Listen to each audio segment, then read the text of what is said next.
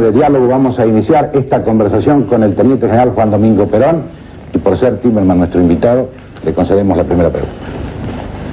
Muy bien. Voy a retomar algo de lo que dijo Villarruel, en el sentido de que el 23 de septiembre se va a decidir el futuro del país. Usted sabrá, general, que hay consenso unánime en los periodistas políticos, nacionales y extranjeros, entre los comentaristas, observadores políticos, en el sentido de que el 23 de septiembre no será más que una ratificación de su tercera presidencia. Es decir, nadie duda en los medios informados que usted ganará las elecciones. De modo que, ya que es así, quizás podríamos enfocar directamente el tema de cómo va a ser la Argentina cuando usted asuma la presidencia. A partir de ahí, ¿cómo ve usted, general, su próximo gobierno? ¿Cómo ve la situación de la Argentina ante este gobierno? ¿Cómo ve usted el proceso económico, la participación de la oposición? ¿Qué ubicación ve a los diferentes sectores del país? Realmente es un tema que sería demasiado largo poderlo explicar totalmente. Yo, en fin, trataré de dar sintéticamente algunas grandes líneas que puedan más o menos personificar en mí una cuestión que todavía está por decidirse por mucha gente que ha estado trabajando y preparando toda esta acción.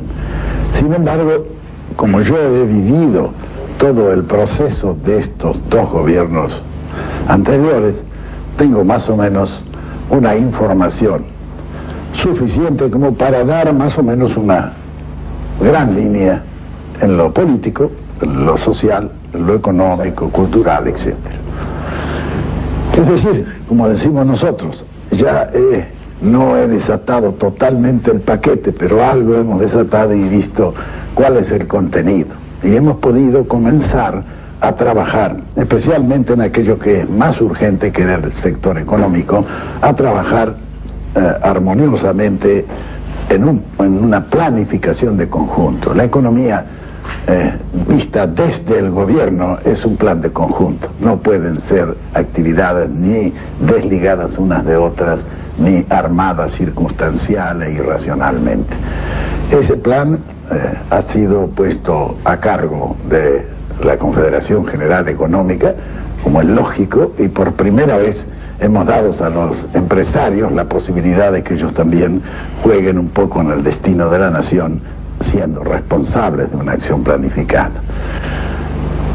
Es así que ya se han pasado al Congreso los resultados de las primeras leyes, porque indudablemente nosotros estamos en la necesidad de cambiar un sistema. Eso que llaman mucho revolución, yo le llamo cambio de sistema. Ahora, el cambio de sistema no puede ser realizado rompiendo un sistema y poniendo otro.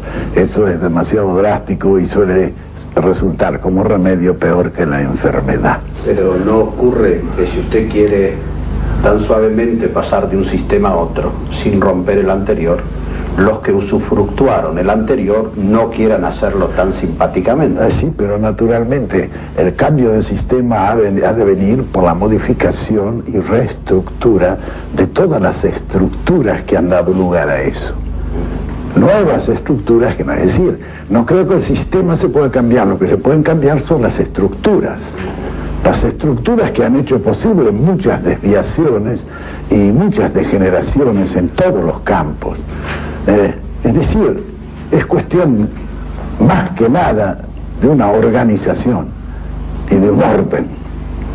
Y eso viene a través de las estructuras. Y yo creo que la única manera de fijar realmente las estructuras es orquestando un sistema de leyes que den consolidación a una reforma. Yo no soy partidario de la revolución drástica y dura, soy partidario de la reforma, es decir, de llegar a una revolución a través de una reforma, porque creo que eso es más constructivo. Yo analizo y veo naciones en el mundo que han hecho una revolución hace 56 años y que todavía rompieron todas las estructuras y que todavía no han conseguido estabilizarse a pesar de los 56 años transcurridos. Y es porque una nación no se puede construir en 56 años después de haberla destruido. Lo que yo pretendo es que no haya destrucción, sino que haya reacomodación de todos los órdenes a través de una legislación que permita consolidar un sistema con nuevas estructuras que no den lugar a las deformaciones y degeneraciones anteriores. Pienso yo que en el país, sobre todo en el aspecto económico, que es al que me estoy refiriendo, ha habido, en fin, una destrucción, y esa destrucción ha comenzado por el Estado. Es decir, en gran parte se ha destruido al hombre, que es lo más grave que le puede pasar a un país. La destrucción del hombre suele ser definitivo en la destrucción. En nosotros se ha comenzado a destruir al hombre, a destruir su moral, que es la fuerza motriz que lo va a impulsar para las realizaciones de un futuro que todos soñamos y deseamos esplendoroso, pero que no ha de serlo sin nuestra voluntad. Nuestra confianza no está puesta definitivamente en la realización de ese destino que ambicionamos. Por eso digo yo, todo este proceso es un proceso de planificación lo más perfecto posible. Se ha comenzado en este gobierno que todavía no han podido hacer una planificación, porque una planificación es una cuestión de largo aliento. Nosotros hemos dado ya en este sentido en los anteriores gobiernos 2 ejemplos claros, que fueron los 2 planes quinquenales. Pero esos planes quinquenales no se empezaron a aplicar el primer mes de gobierno como algunos pretenden. ¿Por qué? Y porque no habiendo conocido el detalle de lo que está sucediendo en el país, que es necesario conocerlo, haber hecho un estudio profundo y luego armar una planificación sobre eso es una cosa que no se puede hacer en 2 meses o en 3 meses. Nosotros tenemos ya institutos tecnológicos y de estudio y planificación que han venido funcionando hace varios años ya y donde hemos tratado de acopiar la mayor cantidad posible de materia gris, que todavía no hemos empleado. ¿Por qué? Porque todavía no se ha lanzado un plan. Ahora, el plan que lancemos desde el gobierno definitivo no será tampoco un plan a la usanza de los anteriores, porque la situación no es ni parecida a lo de los anteriores. Es decir, se puede armar un plan quinquenal cuando se tiene el tiempo, se tienen los antecedentes, se conoce perfectamente bien la situación. Y sobre todo es una situación normal la que el país vive. Para mí la situación actual es anormal para la República Argentina. ¿En qué sentido? En que todas las formas económicas han sido trastrocadas por maniobras de especulación, y eso no es la economía.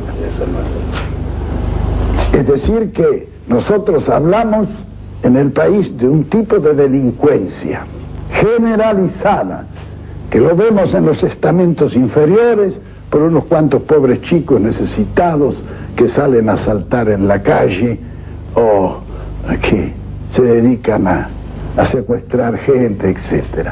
Esa es la delincuencia infantil y juvenil que se está... ¿Por qué?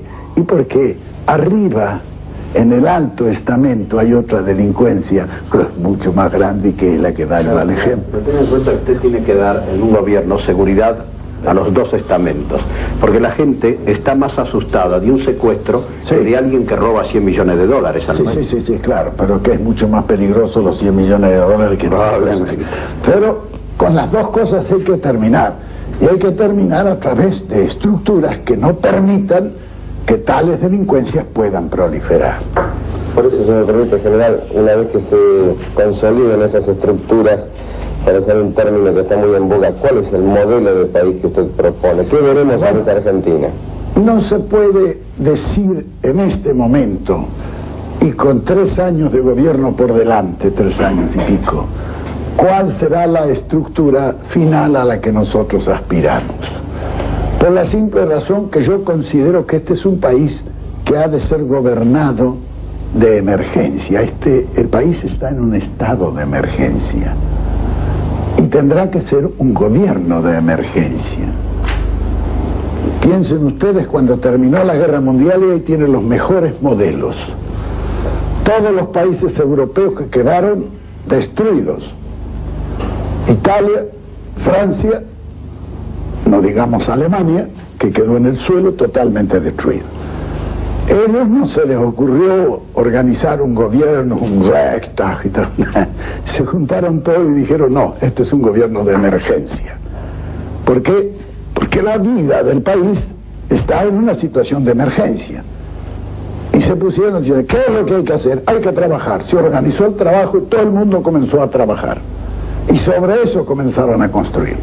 Recién, casi 10 años después, comenzó el gobierno a organizarse regularmente dentro de las formas que actualmente tiene. En Italia fue exactamente igual. Y en Francia, cuando termina la reconstrucción, está la Tercera República.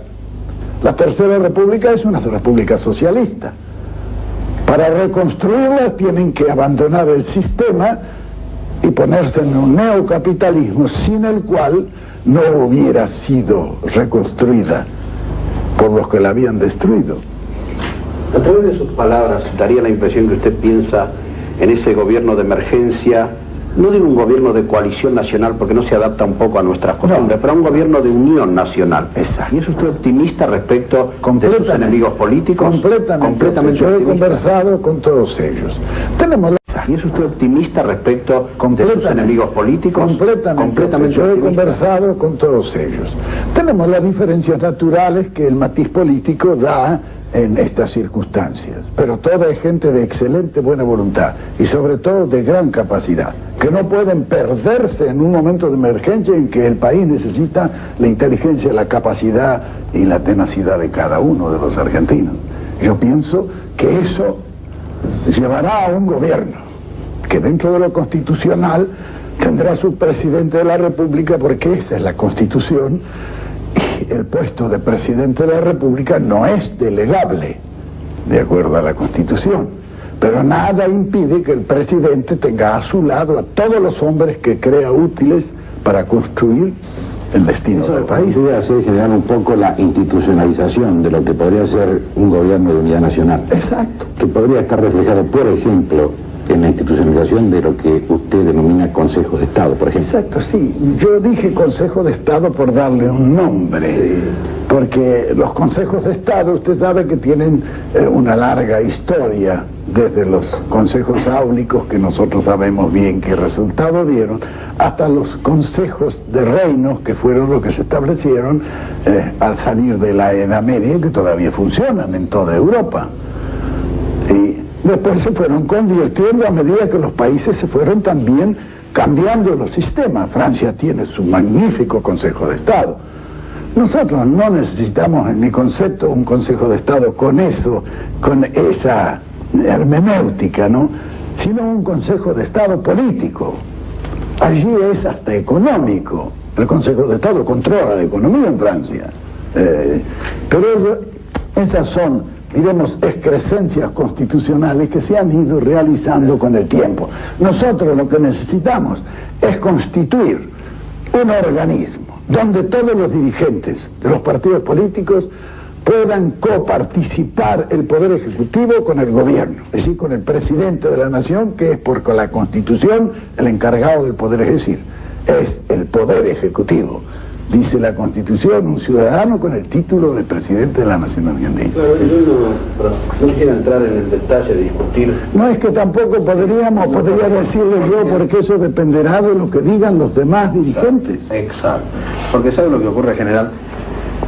Los dirigentes políticos y los partidos políticos están representados en la legislatura, donde evidentemente van a fijar sus posiciones. Será muy difícil que haya dirigentes de los mismos partidos políticos dispuestos a un Consejo de Estado, sí, con el concepto de emergencia que no van a tener los dirigentes que piensan en una vida política inmediata. Es que no deben de estar en eso, deben de estar en su función, que es legislativa. Claro, ajá. En cambio este no, este es ejecutivo. Pero si nosotros cuando el presidente de la República va a tomar una medida, va a su consejo y le dice, señores, ¿qué les parece? Vamos a tomar esta medida.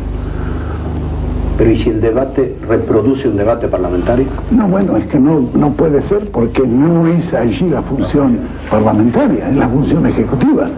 Se podrá discutir y se terminará por decir, bueno, que se haga una ley, se mande al Congreso, si quieren hacer una discusión más profunda.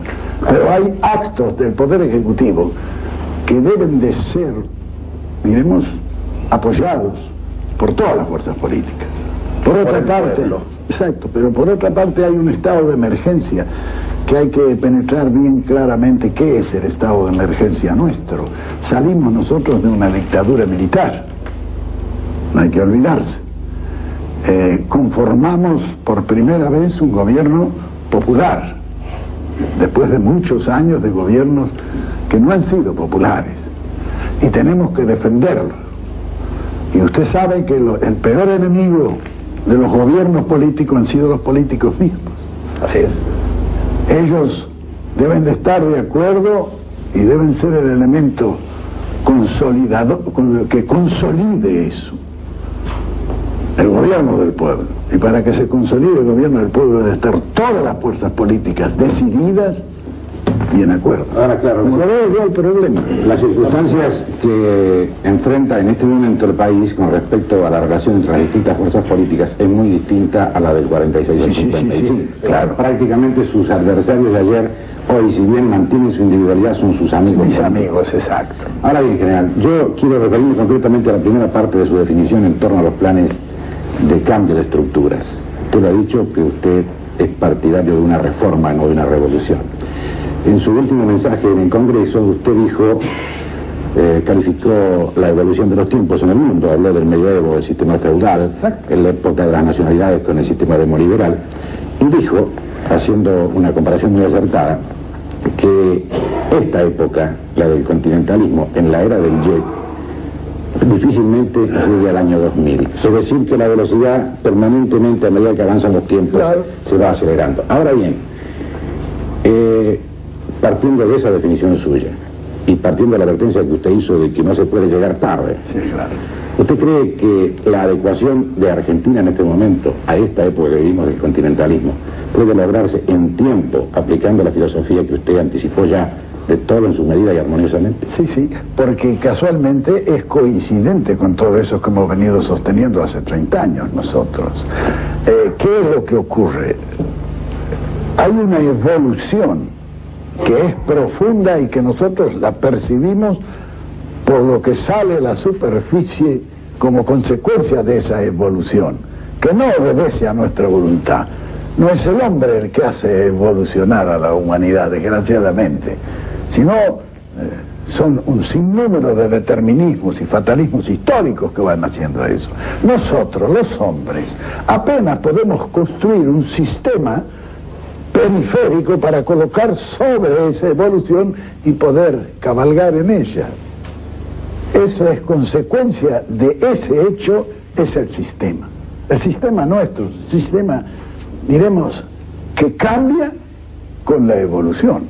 Y este sistema para el medioevo va determinándose en todo con formas sociales o de justicia social.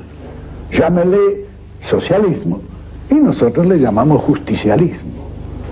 Pero es todo un sistema que ya en Europa está en general desde Rusia internacional y dogmático hasta Dinamarca, que son monarquías socialistas.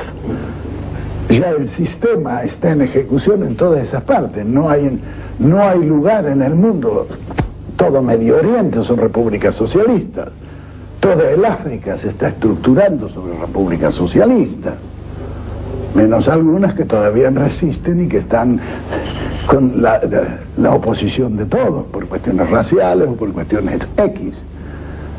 Ahora, en Estados Unidos hay mucha gente que ya piensa en esa necesidad. Y eso que es el baluarte del demoliberalismo que todavía queda en el mundo. Sin embargo, hay grandes fuerzas que están luchando por esto, sobre todo la juventud. Ahora, nosotros, si esto mismo lo hemos venido diciendo hace muchos años, porque hemos explicado también por qué es el cambio. El sistema demoliberal capitalista que funcionó durante el siglo XIX y XX es indudable que fue un sistema que a la ciencia y a la técnica avanzó más que en los 10 siglos precedentes.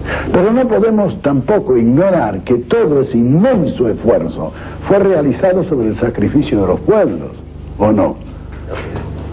Los pueblos, a través de esa misma técnica y ciencia profundamente evolucionada, se fueron esclareciendo. Hoy un paisano metido en la selva está con su transistor escuchando lo que pasa en el mundo entero. Y eso ha ido esclareciendo a los pueblos. Hoy los pueblos esclarecidos no aceptan el sacrificio. Y si usted le impone el sacrificio, se rebelan. Es necesario conformar un nuevo sistema donde sea un esfuerzo mancomunado y donde la intensidad del esfuerzo y la capacidad para realizarlo esté justamente compensado. Lo que me asombra o me produce necesidad de preguntarle al menos, es su tan ilimitada confianza en que este sistema, que parece tan lógico a través del análisis de la historia, de la realidad contemporánea, de las experiencias que vemos en todo el mundo, como usted dice, de la tecnología y del desarrollo tecnológico, que este sistema que usted promoverá desde su gobierno y que considera lógico, necesario e imprescindible para el país, su optimismo respecto a la participación de los demás partidos, de los demás políticos. Usted revela como una especie de confianza ilimitada en que el estado de emergencia, así como la voz de la historia, impondrá que los dirigentes políticos argentinos reaccionen y admitan algo que no se admitió nunca en este país.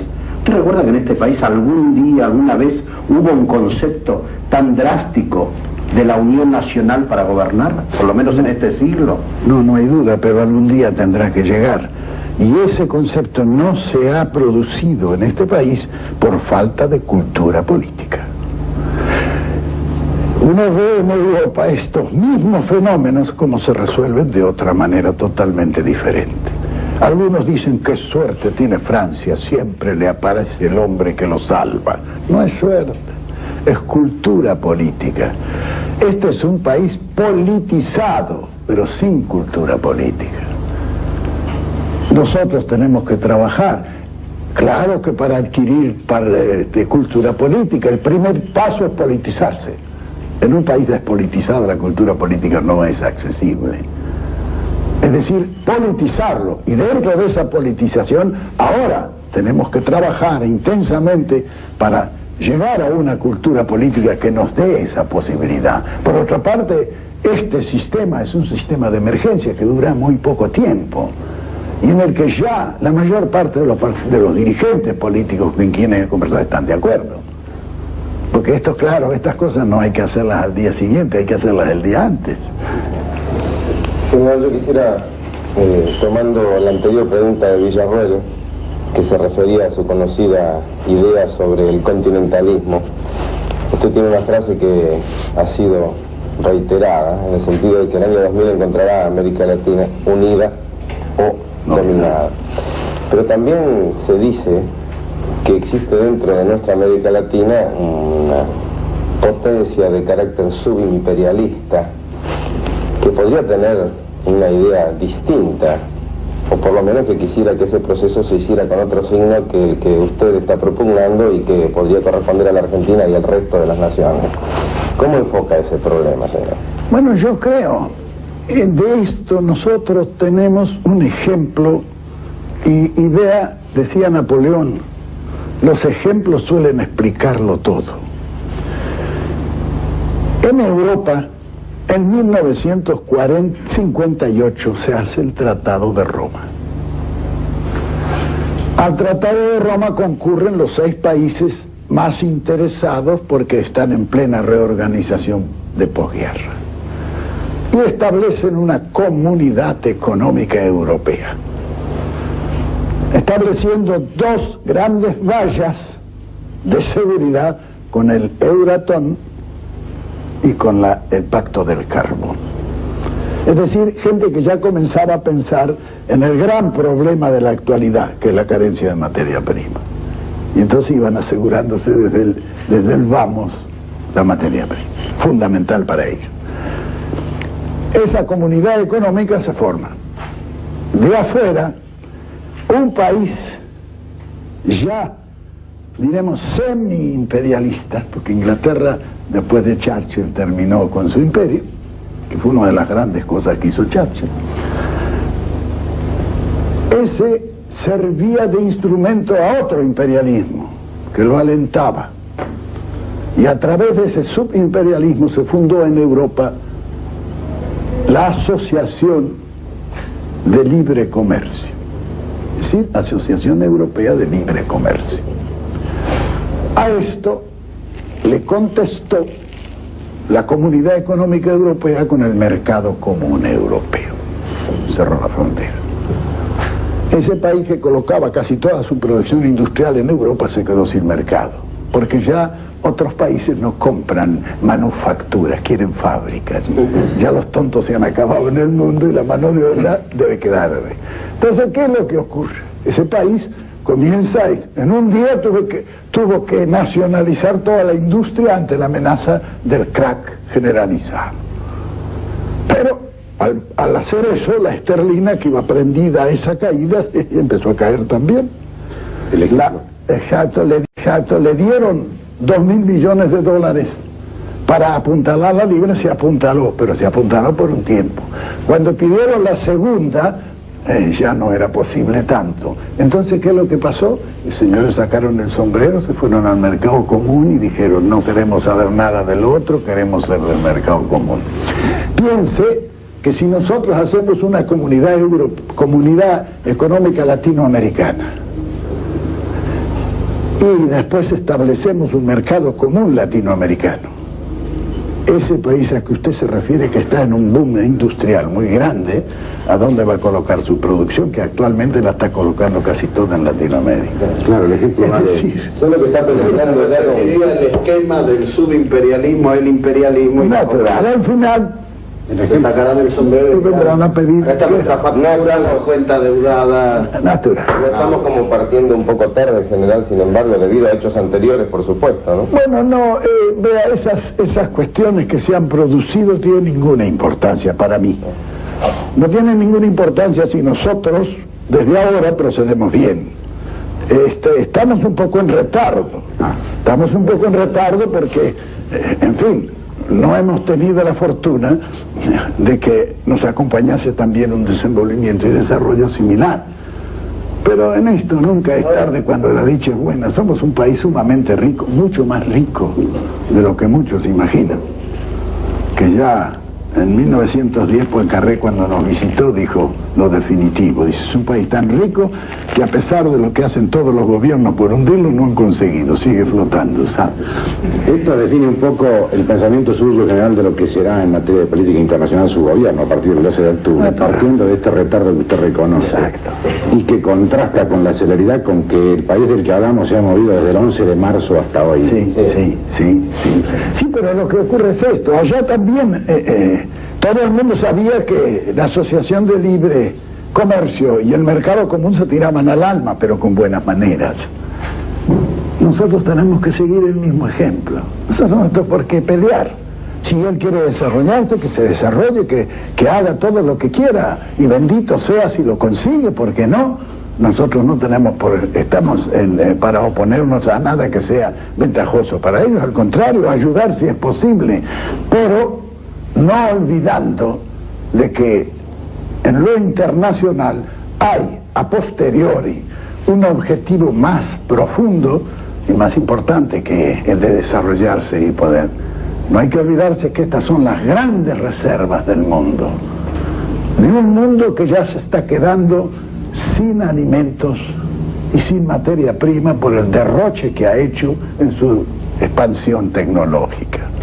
¿Usted cree, general, Cuidado, que hay una incógnita que es la siguiente? Los países de la Comunidad Europea, encabezados básicamente por Francia, Italia y Alemania, Habían aprovechado muy bien el plan Marshall, se habían reconstruido, habían reestructurado, incluso habían creado ya sus sistemas políticos definitivos en los 3 países y empezaron la lucha con el viejo mandante, digamos así, que quería usar a Inglaterra, y se defendieron muy bien. Tenían una infraestructura tecnológica, comercial, etcétera. Incluso tuvieron audacias de comerciar con los países comunistas, magnífico. Ahora, acá en América Latina, ¿en qué forma los países que podrían crear una comunidad latinoamericana, descontando a Brasil, que seguramente no querrá, dado sus compromisos con Estados Unidos, pero los otros países tienen las energías, las fuerzas, los capitales, la técnica, o el hecho de que sean la reserva de materias primas del mundo le dará los capitales necesarios y la tecnología necesaria? Eso es lo que está sucediendo. Los ofrecimientos actuales a nosotros son una cosa que me han dejado a mí perplejo. Porque ¿qué es lo que ha ocurrido? Lo que ha ocurrido es que cuando nosotros quisimos desarrollarnos, el mundo estaba infracapitalizado. Había terminado una guerra donde habían quemado los capitales. Toda Europa, es decir, lo más importante del centro de gravedad de la potencialidad tecnológica y económica del mundo, estaban exhaustos. Lo único que ahora están pistones, no saben qué hacer con la plata. Yo le decía a un señor alemán muy importante, se había pensado todos esos miles y miles de millones de marcos que tienen allí, para quién los habían construido, para quién los habían hecho, cuando hay 25 divisiones, 45 divisiones en la frontera. Ellos están necesitando sacar sus capitales. Y toda Europa le está ocurriendo más o menos lo mismo. No es el caso de la reconstrucción de ellos, porque en la reconstrucción de ellos fueron 2 problemas muy graves los que se le plantearon. A ellos los reconstruyeron, pero los colonizaron. Vino después la segunda etapa, que era la liberación. Y en esa lucha por la liberación fue que se constituyó la Comunidad Económica Europea. Pero su gobierno tendrá que tener bastante imaginación política para lograr eso, porque la Argentina presenta un cuadro y diferentes países latinoamericanos otros. No sé si hay tanta garantía, o garantía sí, pero seguridad, digamos. Sí, bueno, son 2 elementos que yo compulso como de gran importancia. Ya en el mundo actual ha comenzado la guerra por las proteínas. Observe usted que todo el mundo está empezando a plantar soya, y todo el mundo se ha intentado de crear ganado en Argelia, crear ganado en Medio Oriente, en África. No hay caso. Las fuentes de proteínas están en nuestros países, están en América del Sur, país rico en fosfatos y yodo, que es lo que carecen los otros. Esos países, todos, con el andar del tiempo solo, van a ir desarrollándose. Piense usted que hay algunas poblaciones de ellos que el 50% son todavía indígenas. No se les puede pedir, pero lo que hay que pedir es que esa inmensa reserva, porque esos son los pobres ahora, pero son los ricos del futuro. Cuando la tecnología y el despilfarro ecológico haya llegado a un límite como el que se está alcanzando ya en Europa. Fíjese que toda la producción de trigo del mundo no alcanza para abastecer este año, no se alcanza a cubrir ni el 96% de la totalidad de la demanda, solamente de Europa. Es decir, es un problema muy grave donde nosotros debemos... Yo he sido en este país industrialista. Fui el que puso en marcha la industrialización, la industria mediana y la tentativa de llegar a la industria pesada a través de la materia prima. Puse en marcha eso. Para eso sofrené un poco la agricultura y la ganadería. Era otro mundo distinto al que ahora tengo. Evidente. Ahora creo que hay que producir 200 millones de toneladas de trigo al año. Y tenemos posibilidades. Y que tenemos que llegar a planteles de 150 millones de vacas. Sí, posible. Y tenemos terreno para hacerlo. Usted corre peligro de coloque en su gusto en la sociedad rural generalmente. No, porque no será negocio para la sociedad rural, ese será negocio para la República Argentina, que es distinto. Si usted me permite, yo quisiera hasta ahora hacer una breve síntesis, Sí, porque cómo no. quiero pasar a un tema que todos lo tomamos un poco con pinzas y espero que usted lo afronte Sí. totalmente. Cómo no. Bueno, usted ha dicho que su gobierno es la continuidad de los dos gobiernos anteriores, donde se han hecho... Es decir, con las modificaciones que la situación impone. Lógicamente, que recién entonces usted va a poder establecer los planes definitivos, aprovechando las cosas que se hayan hecho hasta ahora. Exacto. Que considera que el país está en emergencia y es optimista en cuanto a que podrá hacer los planes, es optimista en cuanto a que el país acepte el estado de emergencia y la idea de una unión nacional. Es optimista también en cuanto a que los políticos acepten la idea del estado de emergencia y la necesidad de que su gobierno sea de emergencia. Emergencia en el sentido de reconstruir las realidades evidentes que nos rodean. Natural. Al mismo tiempo es optimista en cuanto al papel de la Argentina en América Latina.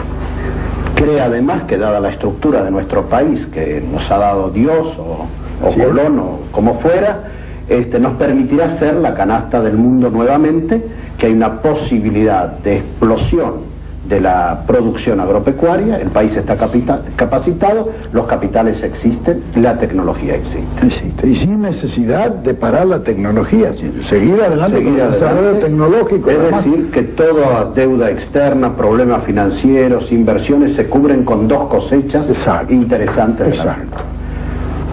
Ahora toquemos ese tema que todo el mundo le escabulle un poco, la juventud. ¿Por qué le digo esto, general? Porque usted ha incorporado en el año 45 a la clase trabajadora a la vida política activa. La clase trabajadora no actuaba políticamente en forma activa. Actuaba a través de dos CGTs. Una era radical y la otra comunista. Incluso me llama la atención a veces que dicen que esta CGT, ¿por qué actúa en política? Pienso que actúa en política porque todas las CGT del mundo lo han hecho y han actuado en política. Claro, porque tiene que tener su política, ¿por qué no la va a tener? Luego, usted ha incorporado a la mujer a la vida política argentina. Es indispensable. Y ahora ha incorporado a la juventud a la vida política argentina. Exacto. Quería precisamente hablar de la juventud. Perfecto. Encantado. Vea, nosotros en 1945 chocamos evidentemente con una juventud que no nos era favorable. Ya lo creo que no. Porque yo era uno de ellos. Exacto. Sobre todo la juventud universitaria, porque estaba en otras direcciones, no la juventud popularmente obrera, que eso fue la que hizo el 17 de octubre. Así es. Porque aquí, cuando se habla de juventud, hay que hablar de todas las juventudes que hay, porque las juventudes imperceptiblemente están organizadas en sectores. Cada sindicato tiene su sector juvenil. Y la Confederación General del Trabajo, en el desfile que hemos visto, y son todos jóvenes. Usted ve que viejo por casualidad vi alguno, eran todos jóvenes. De manera que, es decir, que el país está comenzando a mover por lo más noble que tiene, que es su futuro, es la juventud. Indudablemente que esto ha venido con el tiempo, no solamente porque Dios es grande y misericordioso, sino porque el trabajo político realizado por nosotros ha comenzado a dar sus frutos. Ese que ayer era el privilegiado, el único privilegiado, hoy es el revolucionario. Eso se comenzó a formar en la familia. Es decir, que los principios que nosotros destilamos políticamente, malos o buenos, pero que destilamos en la comunidad argentina, en manos de las madres, fueron siendo metidos en los niños desde que nacieron hasta que tenían 6 años, precisamente cuando se forma el subconsciente, ¿quién le saca del subconsciente a esos chicos lo que la mamá le metió durante esos 6 años? Por eso los ve a los chicos de 4 o 5 años ahora en la calle, sí, es la madre. Es decir, el dar nosotros la intervención política que la mujer debe tener en la actualidad. Y en países como nosotros, infrapoblados, más importante. Fíjese usted que nuestra población es insignificante frente a la responsabilidad que tenemos para un territorio de casi 3 millones de kilómetros cuadrados. Yo siempre hago el ejemplo y digo, es como si a un individuo le dieran el Sheraton para que viviera, pero que pagara los gastos, ¿sabes? A nosotros nos está pasando lo mismo. Tenemos un Sheraton, hay que pagar los gastos. ¿Y cuántos somos? 24, de los cuales 12 trabajan. Las mujeres no trabajan acá. He visto, es una deserción total de la mujer. De esos, y eso es porque falta trabajo por otra parte también. De eso descartemos los niños, descartemos los viejos y quedarán 7 u 8 millones que son los que cargan con todo. Como siempre digo, descontando también los vagos que los hay, ¿sabes? Bueno, nosotros tenemos que llegar a esa solución. Fíjese usted lo que pasó en China. En China no trabajaba la mujer. Se morían 12 millones por año de hambre. Hoy la mujer trabaja, es decir, que de los 400 millones que trabajaban, que deben trabajar en China, antes había 200 que no trabajaban. Ahora, usted va a las fábricas en China, son casi todas mujeres. Usted va al campo y las mujeres trabajan, y los hombres también. Es claro, son 750. Usted va a las fábricas en China, son casi todas mujeres. Usted va al campo y las mujeres trabajan, y los hombres también. Es claro, son 750 millones que trabajan todos para darse de comer. Allí en China la consigna es simple, cada uno debe producir por lo menos lo que consume. ¿Qué pasaría acá, no? Argentina, si damos esa ley. Pero volvamos a la tenemos que poner a trabajar a la mujer. En general, la función que le atribuye usted hoy, 1973, a Argentina, a esa juventud, a ese muchacho que volviendo a la tiene 17, 18, 20 años hoy, y que algunos de ellos... Hace 5 años yo llamé a los que entonces estaban como dirigentes de la juventud y les dije, vean muchachos, yo he analizado profundamente la situación de ustedes. Ustedes están en el movimiento peronista, eran todos del movimiento peronista, pero están en el partido político peronista, partido político que ya a la medida de ustedes no les va a servir. ¿Por qué ustedes no se organizan en una, diremos, en una forma distinta, creando una generación de emergencia? Porque yo ya tenía la idea desde entonces. Y usted ve que hoy hay organizaciones donde hay de todos los partidos políticos en la juventud.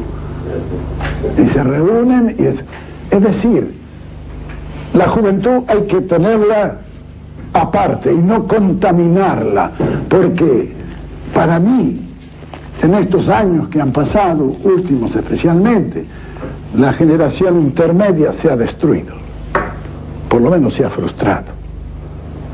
Cuidado, no contaminemos la otra que viene, que es la juventud, y que debe en este momento desprenderse de donde está y conectarse a la generación anterior que también hizo, salteando eso. Utilizando naturalmente todo lo que sea utilizable de esa generación, no es por qué, pero no es muy fructífera en ese sentido. Y los muchachos son los que han de realizar, es decir, no el trasvasamiento generacional de un partido político que no tiene ninguna importancia, el trasvasamiento generacional de la nación argentina, del país. Piense como piense, sienta como sienta el muchacho, que no hay que cortarle las alas, hay que darle alas. Ya el tiempo se encargará de irle cortando las alas. Es decir, que la juventud en este momento juega un papel de reserva para una estrategia inmediata. Claro, y que hay que irlo utilizando. Claro que los muchachos se han exacerbado un poco, por eso que decía Zhou Enlai. La juventud es maravillosa, pero no hay que decírselo, Dios me libre si se lo decimos todos los días. No, complementando lo que decía Villarro simplemente, todavía no es el turno de actuar de la juventud, debe todavía no. porque el país está en un estado de destrucción. No le entreguemos una cuestión destruida, nosotros que algo podemos hacer, entregarle algo mejor que el que le entregamos, ¿no? Hay hemos dicho un gobierno de emergencia que durará 3 años. De acá a 3 años los muchachos tendrán ya la manija. Esa es una respuesta partiendo de la base. Es muy importante. ¿Puede repetirlo, general? Claro. Sí. De acá a 3 años hay que ir haciendo uno de los muchachos. Exacto. Pero lo curioso es que los muchachos aceptan esta espera únicamente si usted se lo dice. Ah, sí, sí. Nadie más. Además tiene que... Yo todavía no... Solo en diálogo con usted. Sí, todavía no he hablado con ellos, porque he estado esperando una decantación natural, porque tampoco quiero que se transforme el movimiento juvenil en unos cuantos caudillos que giren a un montón de muchachos que no tienen nada que ver ni querer con él. Yo quiero que la juventud que se organice sea con sus representantes fehacientemente juveniles, y que no se utilice el comprarse a algunos chicos que, pobrecitos, han utilizado como medio de vida el estar con un dirigente sindical que le da unos pesos o un dirigente político que le ayuda a vivir. No, eso hay que eliminar eso. Eso ya en la juventud está casi eliminado. Está casi eliminado. Falta lo que decíamos recién, que usted se lo explique. Es natural y yo se lo voy a explicar en su momento. Porque usted sabrá, general, que mucha gente joven, al votar al frente el 11 de marzo, votó por una revolución. Todos votamos por una revolución, pero la revolución hay que hacerla. Y la revolución no se puede hacer a la tremenda y tirando un viejo por la ventana todos los días. No, vamos.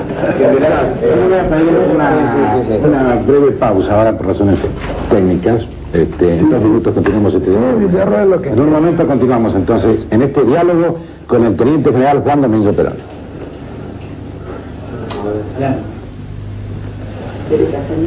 No, ¿por no abre un poco la ventana a ver si se ventila un poco esto, que hace mucho calor? No, gracias, no, nada.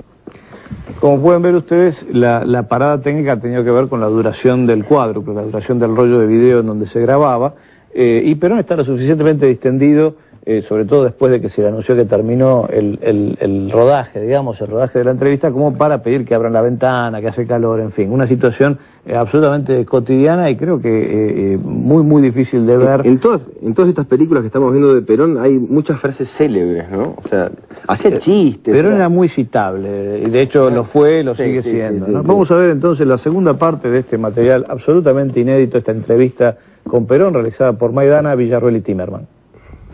Hemos analizado en esta primera parte del programa varios temas que consideramos de gran trascendencia y usted ha dado algunas respuestas muy concretas con respecto a cómo ve usted el país hoy y cuáles serán sus objetivos a partir del 12 de octubre. Pero probablemente muchos de nuestros televidentes querrán que hablemos con usted de temas un poco más actuales, quizá un poco más cotidianos. Yo le propongo, por ejemplo, uno, para pedirle una definición. Usted ha hablado hace muy poco tiempo de que su movimiento también debe institucionalizarse. Muy gráficamente dijo que terminó la época del dedo y que ahora son las bases las que deben elegir a sus dirigentes. Exacto. Mi pregunta concreta es esta.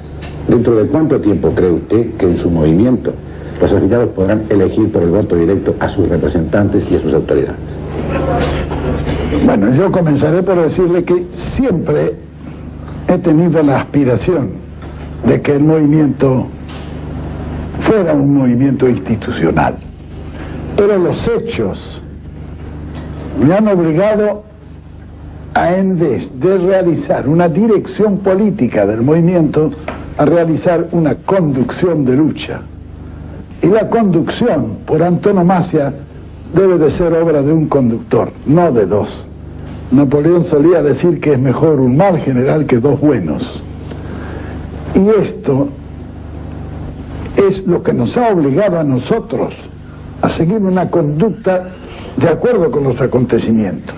Una dirección no hubiera sido posible. Cuando en 1955 cayó el gobierno constitucional, nosotros comenzamos por decir, bueno, ahora menos que nunca, no se podía organizar porque no estábamos fuera de la ley, perseguidos y con todos los inconvenientes. Formamos comandos de exilados en todos los países alrededor y desde allí hicimos son comandos intermedios. Desde ahí dirigimos toda la acción para que el movimiento, a pesar de todo, no se disociara. Bien, pero yo cuando caí empecé a pensar que el hombre no suele vencer al tiempo. Lo único que vence al tiempo es la organización. Y que si no queríamos que nuestro movimiento muriera conmigo, porque yo no creía que iba a vivir tanto como estoy viviendo, en fin, teníamos que darle el mayor grado posible de institucionalización. Y así comenzamos ya a hacer las primeras, pero sin resultado.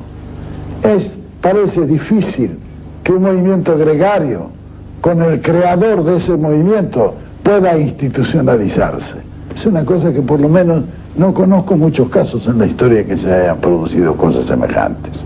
Entonces dije yo, pensando teóricamente, vamos a hacer una simbiosis, como se produce en botánica, que se siembran dos árboles juntos y crece un tercero que tiene algo de los dos, pero que no es ninguno de los dos, y para ir arrimándonos a una organización realizada, como digo, por una simbiosis.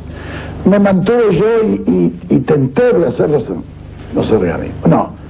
No fue posible. Ahora, naturalmente, la situación ha cambiado. Ahora no estamos proscriptos, ni está el partido ni el movimiento fuera de la ley. Porque el nuestro, por ser un movimiento, no puede tener una estructura rígida por otra parte, porque está compuesta por 4 sectores. Uno es el sector realmente político, donde está la rama masculina y la rama femenina, que no hemos querido juntar nosotros por razones orgánicas. Después está la organización sindical, que nosotros la hemos considerado siempre como la columna vertebral de nuestro movimiento, y en realidad ha sido así. Los trabajadores han sido la columna vertebral que mantuvo enhiesta a la organización. Le doy una interrupción, general. Sí, ¿cómo a propósito de la organización sindical. ¿Es la organización sindical politizada o es la CGT orgánicamente la que forma parte del movimiento? Bueno, nosotros, para que cubrir esa especie de tabú que hay, que las organizaciones no deben intervenir en política, le hemos creado un fusible, que son las 62 organizaciones que se encargan de la política que ha de seguir la CGT. La CGT, en su trabajo específico, no hace la política. Ellos hacen la parte gremial, pero las 62 organizaciones es la que conduce políticamente a la clase obrera organizada. Porque eso es claro, son formas para evitar los ataques directos, etcétera. Porque esto es un cuento demasiado viejo, nace con las organizaciones sindicales, que la burguesía francesa, encargada por Napoleón de organizarla, le dejó el derecho de combatir por 10 centavos de aumento, mientras creó simultáneamente los partidos políticos que orquestaron las leyes que le negaban todo progreso. Desde ahí viene el tabú de la norma. Pero ¿es posible que exista una organización sindical que no tenga su propia política? En ninguna parte del mundo existe. Claro, no puede quedar al margen del proceso. Es natural, son ciudadanos como los demás con los mismos derechos. Ahora, indudablemente que es eso que constituye el movimiento peronista. Debe de tener una organización, pero cada rama debe de manejarse totalmente autónoma de las otras. Todas ligadas a un comando superior o un consejo superior que es el que dirige el movimiento. Pero la conducción es de las partes.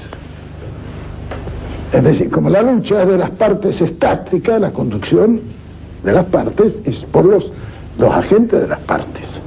Y esa es la organización que nosotros estamos ya dándole al movimiento. General, yo le pregunté esto porque es uno de los temas que más preocupan en este momento a la opinión pública de todos los sectores.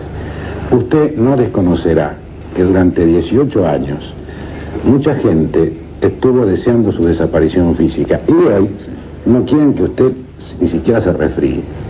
¿Lo sabía? Sí, algo de eso me ha llegado, sí. Por otra parte, es que precisamente cuando me voy a morir ahora, cuando yo, claro, han esperado mucho. Por otra parte, otro sector muy importante de opinión pública, incluidos sectores importantes del justicialismo, se hacen en los corrillos políticos, en la mesa de café, en su propia casa, esta pregunta: ¿y después de Perón qué? Después de Perón, una institución. Que eso venía mi pregunta anterior. Exacto. Del movimiento. Una institución o una disociación, que es peligrosa, que es la que tenemos que evitar. Ahora, yo creo que, dadas las circunstancias actuales y conociendo profundamente el movimiento como lo conozco, yo creo que ya no hay peligro de disociación. Y eso ha sido debido a que nosotros no hemos conducido nunca el movimiento en una forma rígida ni ajustada. No. Nosotros lo hemos hecho con una gran amplitud y una gran ductilidad. Algunas veces me decían que cómo yo permitía, que sí señor, yo permito todo en el movimiento. A nosotros no tenemos prejuicios de ninguna naturaleza, porque así tienen que ser los movimientos. Tenemos hombres de extrema derecha y tenemos hombres de extrema izquierda. Nunca me olvido que cuando organizamos esto, vino un día el ministro de Relaciones Exteriores, que era un conservador, el doctor Remorino, conservador de Córdoba, casualmente, secretario de Julito Roca, fíjese usted. Bueno, viene y me dice, sí, yo había puesto allí a Borlengui, a Bramulio, un montón de muchachos que venían del socialismo. Y me dice, pero usted está colocando todos comunistas ahí, me dice. Y le digo, yo, no se aflija, Remolino, es para compensarlo a ustedes que son reaccionarios. Debe ser un equilibrio. Debe ser un equilibrio. Pero el movimiento siempre ha sido así. Yo creo que los movimientos de este tipo hay que dejarlos funcionar libremente. Es decir, constituir un cuerpo orgánico, no muy ajustado a preceptos, ¿no? No. Para que se defienda de por sí. Yo creo que pasa en el organismo institucional lo que en el fisiológico. Si nosotros no tuviéramos autodefensas, habría desaparecido el hombre ya hace años de la Tierra. Se conserva por esas autodefensas, no por los médicos ni los antibióticos, pero esas autodefensas se producen por la generación de anticuerpos de los propios gérmenes patógenos que entran al organismo. En lo institucional debe ser igual. Algunas veces me dice, fulano es un traidor, déjelo. Le digo yo, cuídelo, ese está generando anticuerpos que van a ser las autodefensas del movimiento. Es decir, hemos dado esa. Sí, sí. Por eso nuestro movimiento, a pesar de todo, ha subsistido. A través de muchos episodios. De muchos. Hablando de otras estructuras que existen en el país también, las Fuerzas Armadas. En la Argentina hay un TIC, que todavía no ha desaparecido, lógicamente, de que cada vez que ocurre un hecho importante uno dice, voy a ver qué piensan las Fuerzas Armadas. Entonces siempre hay un amigo coronel o comodoro o vicealmirante, etcétera, etcétera. Después de el último gran episodio político que ha vivido el país ha sido el desfile ante la CGT el último viernes. Lógicamente más de uno dijo, bueno, ante esto, especialmente ante la demostración de la juventud peronista, vamos a ver qué dicen las Fuerzas Armadas. Y bien, hablemos de las Fuerzas Armadas. ¿Cómo las ve usted en su próximo gobierno? Yo soy un general con 45 años de servicios continuados. De manera que de ese oficio algo sé. No mucho, pero sé algo. Yo político soy solamente aficionado. Mi profesión es conductor. Yo me cultivé como conductor desde que empecé a estudiar. Es decir, creo que el oficio más elevado de la jerga militar es el conductor. Es el vértice Muy bien. De manera que conozco perfectamente bien a las Fuerzas Armadas, como conozco también profundamente sus deberes y sus posibilidades. Yo creo que a las Fuerzas Armadas hay que dejarlas tranquilas, que trabajen en su misión específica, que la tienen. Ahora, ellos, ¿en qué deben conectar con la fuerza política? Sí, señor, tienen que conectar con todas las fuerzas, porque hoy la guerra es la nación en armas, ya no es un ejército que sale a combatir con otro ejército. Hoy es un país contra otro país, donde todo lo que se puede emplear se emplea en esa guerra. Es decir, es la etapa de las naciones en armas. Son naciones en armas las que combaten. En consecuencia, los militares son un sector de esa nación, en la guerra misma.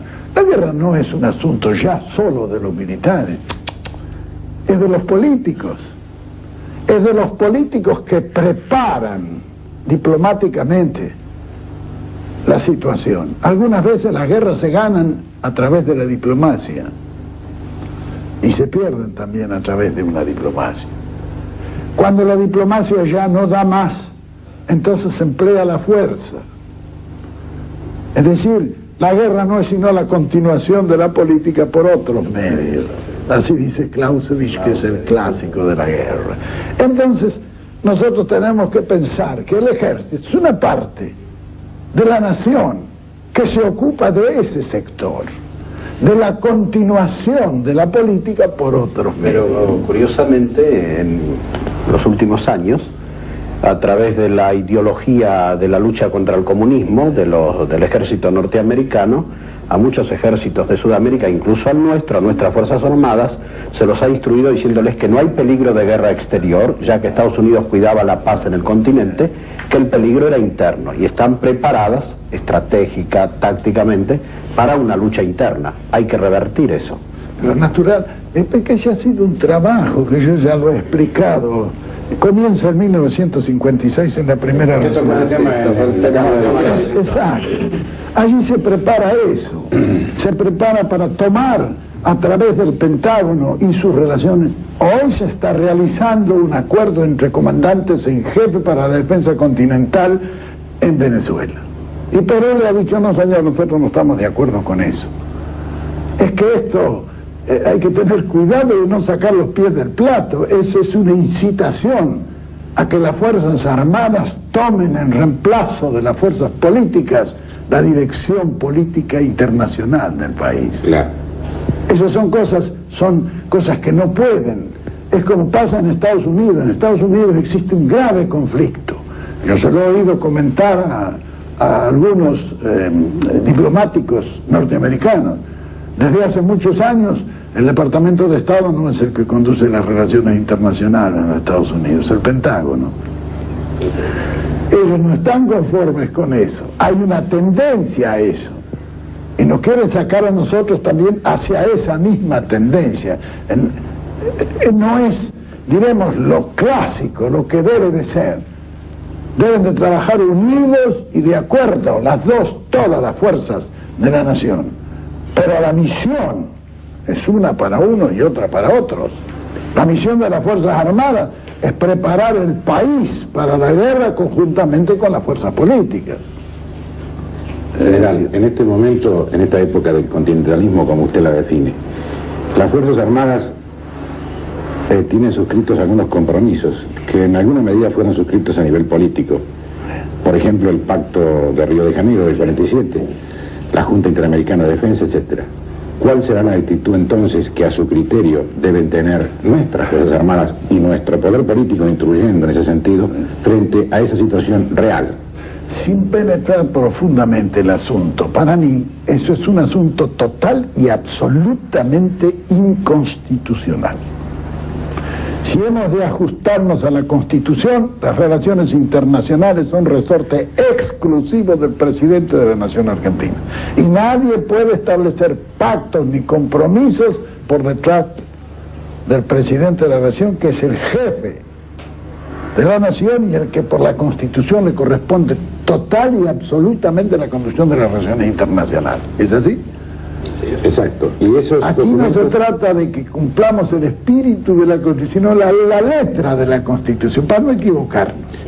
En consecuencia, ¿usted considera que esos compromisos deben ya dejarse de lado? Yo creo que ya no tienen razón de ser. La mitad de esos compromisos. Cuando yo estuve aquí de presidente no se hizo ningún compromiso y venían acá el jefe de la aviación, el jefe del ejército, el jefe de la marina norteamericana. No, señor, nosotros no adquirimos compromisos de esa naturaleza. La defensa continental, sí señor, el Atlántico Sur, déjelo, nosotros vamos a defender el Atlántico Sur en las costas que nos corresponden. El general Mercado Carrín, consultado ayer, a punto de viajar para Venezuela, hice lo mismo, se le preguntó si él consideraba que Cuba debía estar representada en la reunión de Caracas. Él dijo que a su criterio debía estar representada en todas las reuniones a las que quisiera concurrir. ¿Usted piensa lo mismo? Claro. O no forma parte del continente. Perfecto. Pero quiero decir, ¿cómo se puede articular eso? Porque evidentemente en la práctica va a encontrar un tropiezo inmenso. ¿El qué? Esa incorporación real de Cuba a ese tipo de... Bueno, es cuestión de que terminemos de una vez con las fronteras ideológicas. Todos venimos declamando un catecismo que ninguno cumplimos. Hace años que hemos dicho se acabaron las fronteras ideológicas en el mundo. Y entonces uno, porque está allí y tiene un sistema que no les gusta a muchos, lo arrumbamos y decimos, que está aquí no existe. No se ha hecho eso con China durante un montón de años, que caracteriza la mayor estupidez del mundo pensar que un país de 800 millones de habitantes no existe. Vamos. De eso traslado a Cuba y es exactamente igual. No son los sistemas de aislamientos ni de castigos infantiles los que deben regir la política internacional. Hay cuestiones mucho más graves, mucho más grandes y mucho más importantes. Ya que estamos con Cuba, la Argentina ha ofrecido y Cuba ha aceptado créditos muy importantes que darían trabajo a una serie de sectores industriales del país, claro. En el campo de las manufacturas, maquinarias, automotor, ferrocarriles, etcétera, etcétera.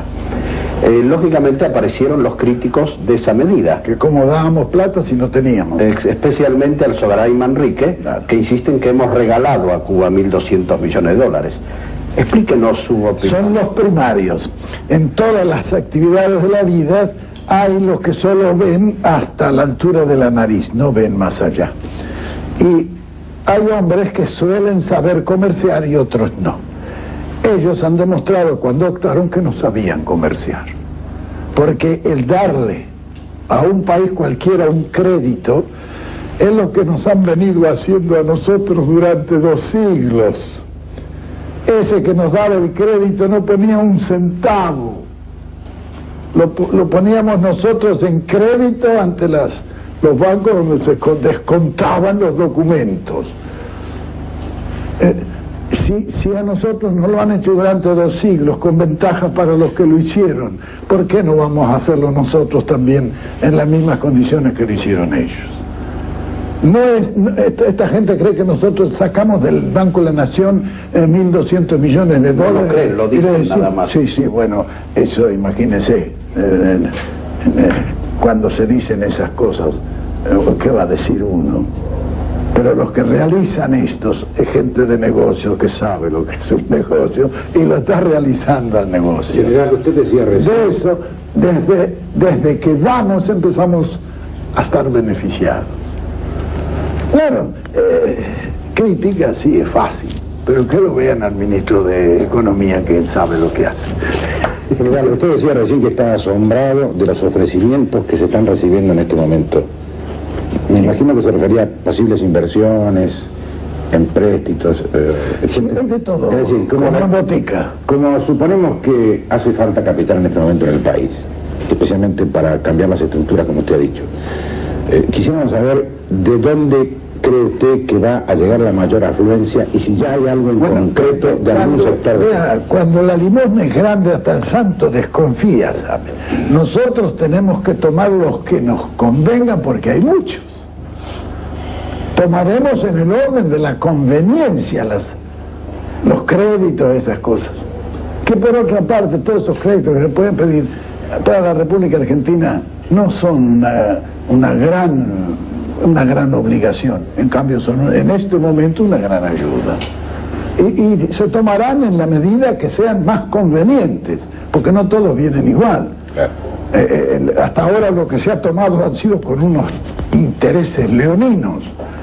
Ahora se han bajado, son los intereses más bajos del siglo lo que se están compulsando en este momento para todos los empréstitos. ¿Y a qué se debe ese cambio? Bueno, en que la gente cree que esto es una inversión segura, porque el dinero es lo más cobarde que hay. Mientras ha fallado esa seguridad, la gente no ha querido, ni aun cuando le pagaran grandes intereses. Es preferible ganar la mitad del interés en una operación segura que ganar el doble en una que puede perderlo todo. Y eso lo miran todos los comerciantes, que son los que hacen esta clase de operaciones. General, puede parecer un enfoque simplista, Sí. pero de todas maneras a algunos de nuestros espectadores se les ocurre ya decir que usted está trazando algo que parece un cuadro muy fácil de hacer. ¿No se va a lesionar algún interés que reaccione muy violentamente? ¿No se va a tener que enfrentar a alguna situación propiamente difícil y sacrificada? Vea, yo no he visto nunca a nadie que pueda hacer una tortilla sin romper algunos huevos, ¿sabes? Bueno, pero en esas cáscaras hay nombres concretos, ¿no es cierto? Sí. Es decir, hay que saber.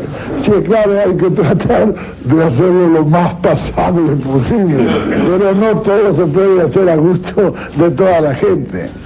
Claro, hay algunos que van a ser lesionados, no en sus verdaderos y genuinos intereses, sino en los excesos que sus intereses han tenido tras de sí. ¿Se siente usted con poder y fuerza para enfrentar a esos intereses? Ah, sí,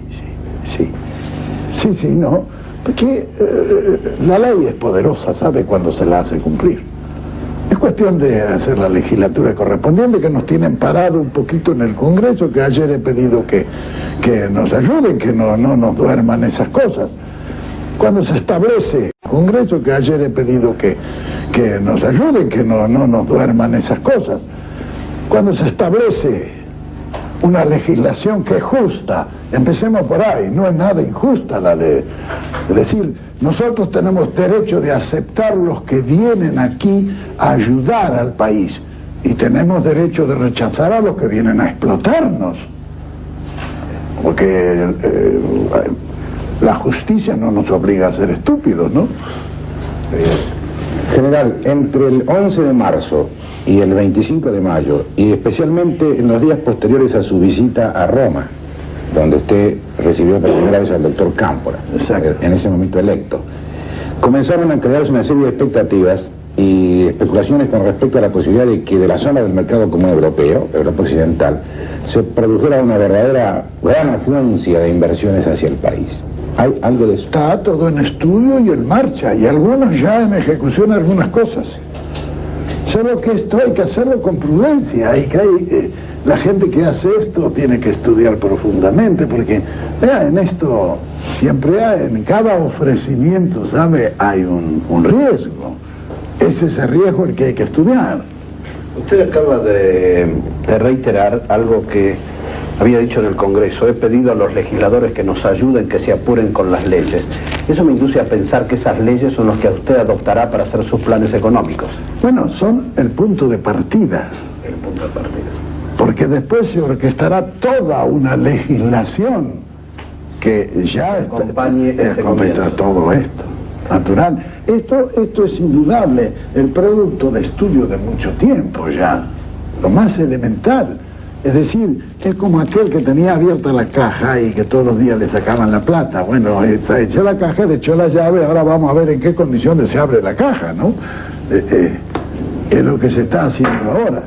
Hay ya que hemos pasado revista un poco a tantas instituciones y estructuras argentinas, hay una también que está jugando un papel importante en la política y que además tiene sus propias contradicciones internas, la Iglesia. Los sectores de la Iglesia han apoyado mucho al peronismo combatiente, otros lo han mirado de otro modo, con más reticencia, pero evidentemente la Iglesia quiere participar en la vida nacional, quiere tener mucho que decir en el campo social, político, económico, cultural. ¿Cómo ve usted el papel de la Iglesia en su gobierno? Bueno, la Iglesia sostiene un reino que no es de este mundo. Yo sigo pensando que ellos deben luchar por ese reino. Es decir, la acción política de la Iglesia no puede perturbar a los poderes del Estado, sino que debe colaborar dentro de los poderes del Estado, como en todas partes del mundo se produce. Cuando desde el púlpito se ataca abiertamente al Estado, ese sacerdote no está cumpliendo ni con su deber de sacerdote, ni con su deber de ciudadano. Porque que el ciudadano que grite en la plaza, pero que se saque los hábitos que lo protegen, etcétera.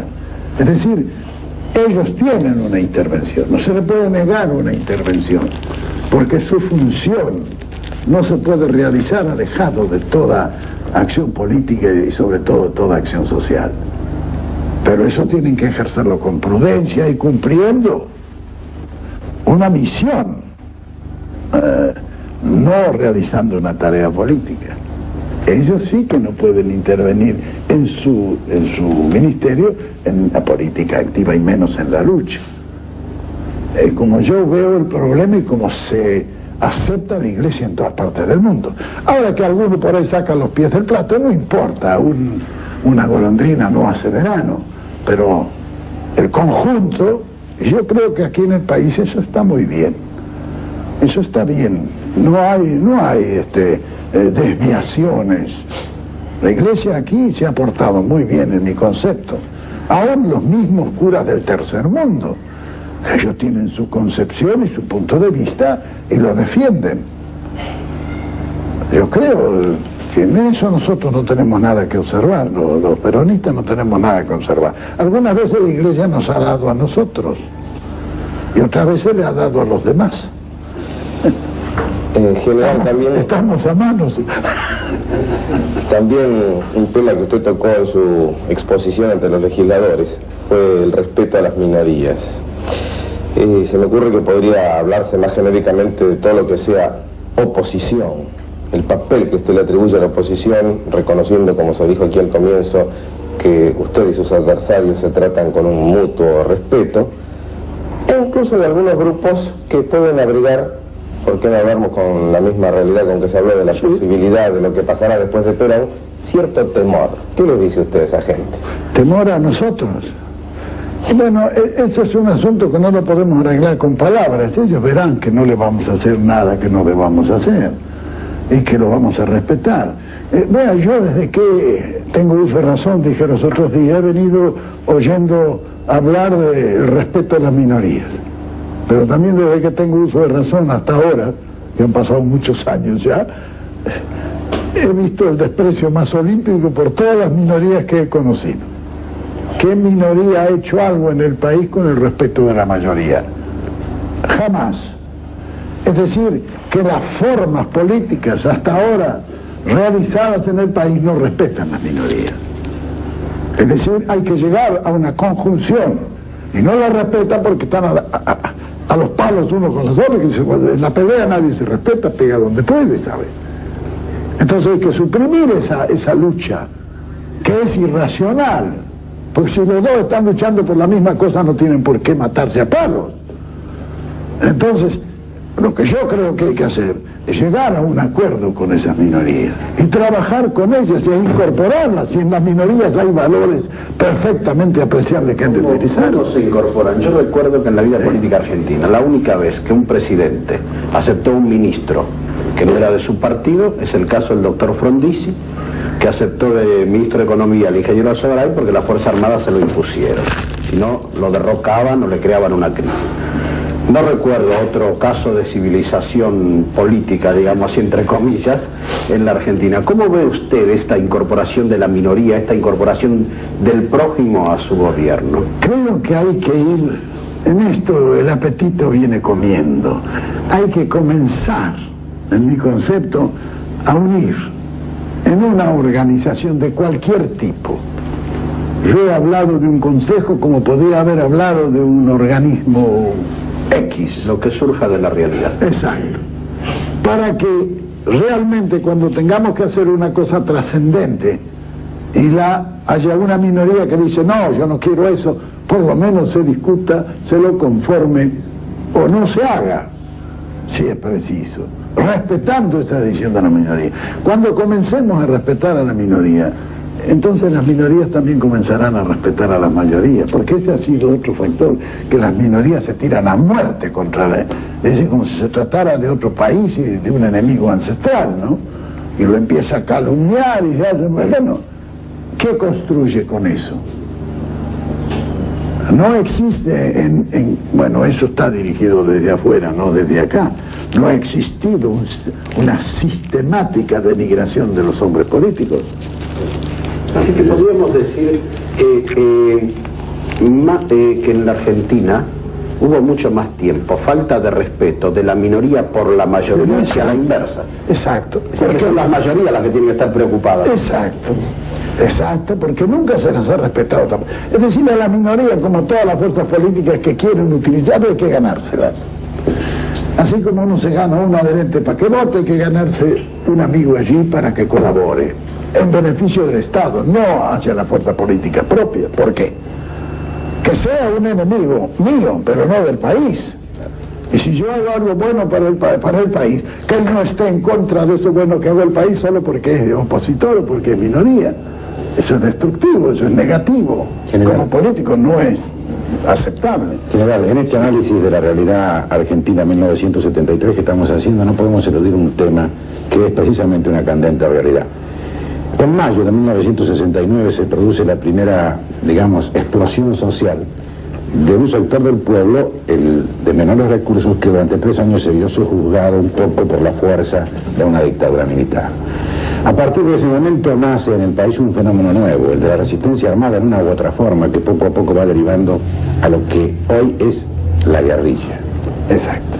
Yo quisiera saber, ¿cómo ve usted este fenómeno que muchos pensaron que iba a terminar el 25 de mayo y no ha terminado? Yo de eso sé bastante porque, como decía el cura del crucifijo, lo conocí naranjo a ese, todavía no lo habían hecho. Yo estaba precisamente en París cuando eso nació. Eso es una creación de algunas fuerzas de izquierda insatisfechas y otras que sistemáticamente niegan la posibilidad para los partidos marxistas de poder progresar dentro de la ley. Esto es una cosa que vean, es curioso. Muy pocos países de la Tierra, las organizaciones marxistas han podido progresar dentro de las leyes.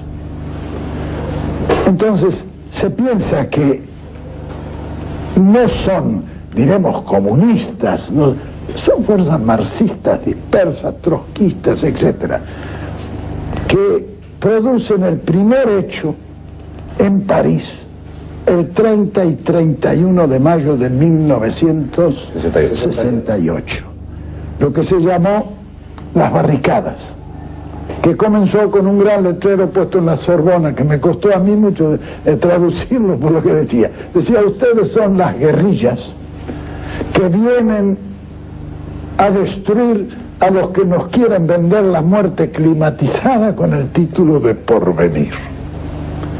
La sociedad industrial debe desaparecer. La sociedad de consumo debe morir de muerte violenta. Queremos un gobierno donde la imaginación haya tomado el poder. Esa fue la escarapela inicial de ese movimiento, que se articuló en París y se maneja todavía desde París. Corresponde a América Latina un señor Posada. Yo tengo toda la información porque los conozco a todos ellos. Yo he estado conversando con muchos de ellos durante esas cuestiones de las barricadas. Las barricadas fueron el golpe contra De Gaulle, en realidad de verdad, pero con una derivación que tenía la aspiración de ser la segunda revolución francesa, porque de eso se hablaba.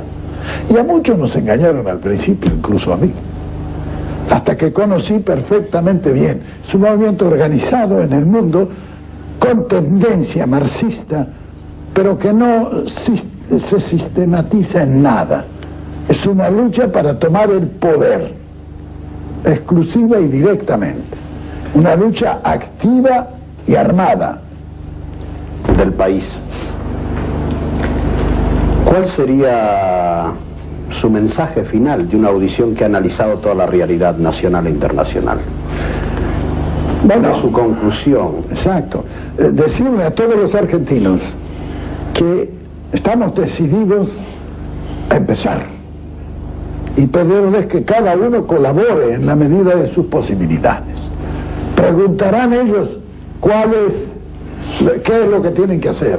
Nosotros estamos preparando los planes y cada argentino tendrá una misión. Lo único que le pedimos es que la cumpla. Y si eso se realiza, la Argentina en muy poco tiempo va a salir del bache en que se encuentra. Mi manera de pensar.